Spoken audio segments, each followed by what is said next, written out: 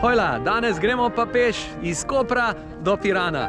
To je pika na i našim pohodom iz Ljubljane do Kopra. In pripravljamo se in se veselimo tega pohoda, ki bo na začetku julija. Oskar! Ja!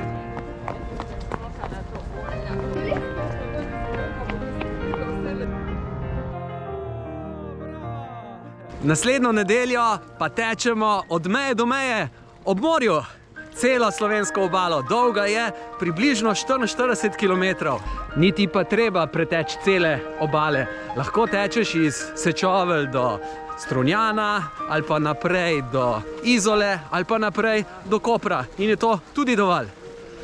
Do Strunjana je približno 18 km, do Izole približno okrog 28 in do, ali pa 25, do Kopra pa okoli 32.